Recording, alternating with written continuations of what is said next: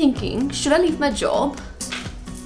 I'm really rich and I get to travel for free, so if I want to make it a career, why shouldn't I? And Instagram pays me as well, right? Well, no, wrong. Completely upside down. And since you've been gone, there's no peace of mind. My foolish heart and healing thought I would be fine. No matter where I lay my head, another town, another bed. No matter what I do, I'm still gonna be dreaming. Hi guys, I am Akanksha. Welcome back to my channel Globetrotting Heels, and today we are going to bust some myths.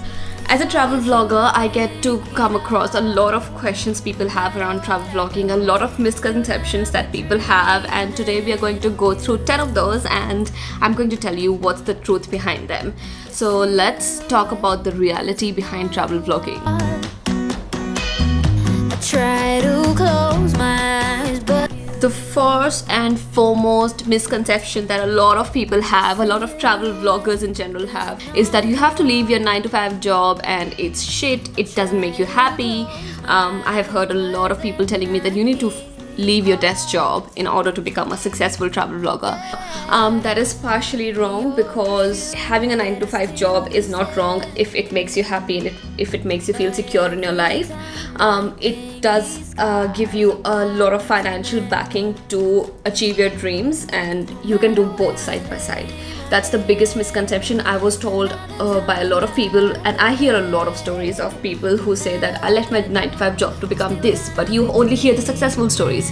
You don't hear the unsuccessful ones, and there's a possibility of both. We need to be practical in life, and without a financial stable background or having a good amount of savings or a plan maybe with financial backing, I don't think anyone should leave their jobs and do stuff around without getting paid. Plus, it's okay to have a 9-to-5 job, it's not wrong. I also have a 9-to-5 job. I love it. I love the people I work with.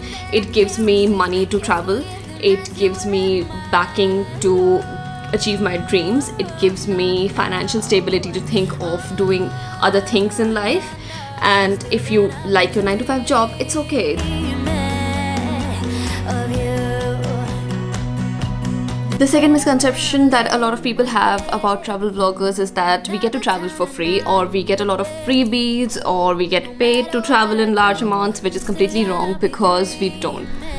A lot of travel vloggers do not get paid. I don't get paid. I have all my savings that I use to travel, and I work again to save again and travel again. That's the whole cycle that a majority of people go through, and there is a very small number of people who actually get paid in a good amount of money. I'm not saying it's not there. It is there, definitely there, but it's slow. So I would really like to break this misconception that we get paid to travel. We don't.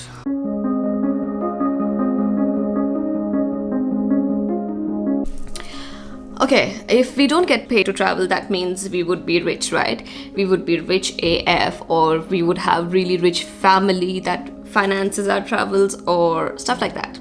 I am not rich. I save a lot of money that I want to use in my travels, but that doesn't mean I travel on a luxury basis. I always have a set budget. I have also traveled for like 5,000 rupees the whole trip, and I have also traveled for like 50,000 rupees.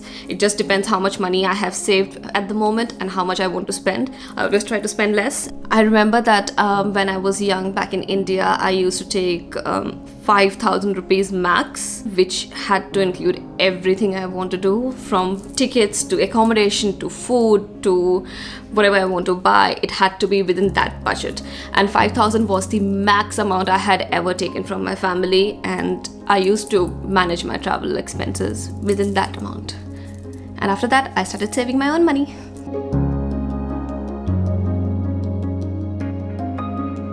You must also be thinking that all we have to do is dress up pretty and stand in front of the camera, or sit in front of the camera and talk and just there's no hard work involved in travel vlogging, right? Another big no.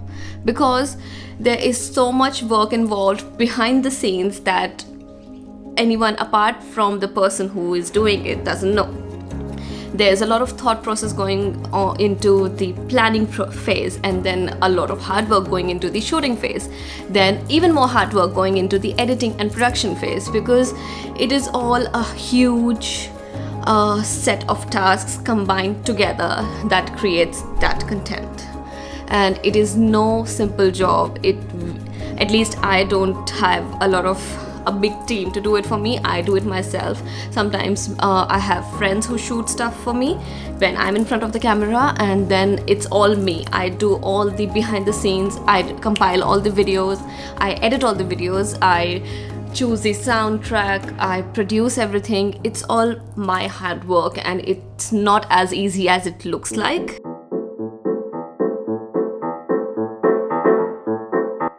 If someone comes and tells you that that's a travel vlogger, their job is easy, let me tell you, it is the hardest thing I have ever done in my life, because it requires a lot of dedication when you're not getting paid. It requires a lot of motivation when people say that your content is shit. It requires a lot of self-confidence and willingness to do this thing, and it is not the easiest thing to do. Try juggling 3 cameras in 2 hands while posing in front of 1 more, holding it like that. It is not the easiest thing to do, and I think also compiling all of those videos, all of those shorts into one whole thing, and thinking about ways to create the story or create the flow of the video is very, very difficult and requires a lot of thinking, which is the hardest part, I think.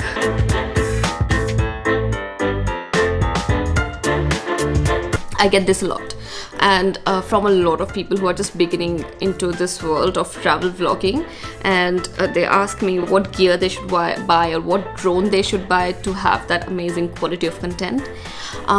It is not important to have the most expensive gear. I started off with just a phone. I was using that to make my videos. You don't need to invest in a lot of expensive stuff to get the best content. Your content comes from your brain and your work.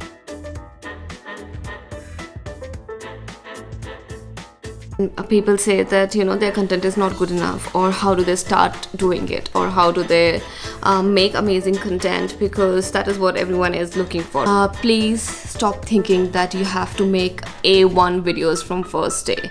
I struggled with my videos for years, and that is when I started progressing and improving myself and making my mistakes right. And it is a matter of progression and improvement and trial and error that is going to make you a very, very nice video creator. So you're not going to be A1 from day one, and that is okay.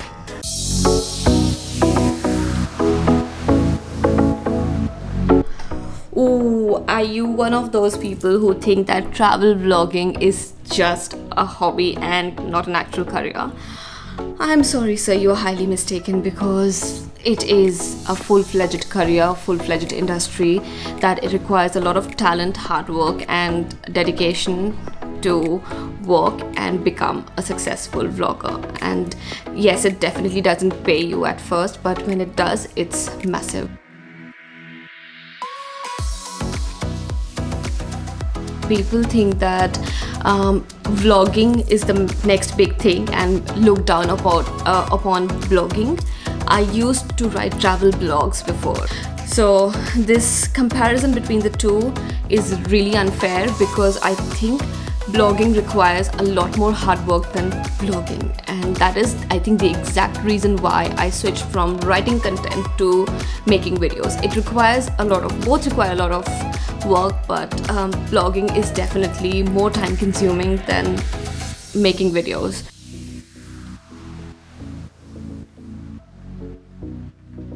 The last misconception that people think is that Instagram pays you. It does not pay you. Instagram has nothing to do with paying content creators. Well, Instagram doesn't pay me, and I think it doesn't pay anyone else.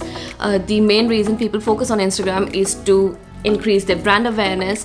So this was all for today. I will meet you next week with some more videos. I think I need to improvise my content because Sydney is in lockdown and I can't really go anywhere. We have stricter restrictions now. Really sad about it. Really can't do anything about it. So I will be coming up with new content and some new stuff. See ya!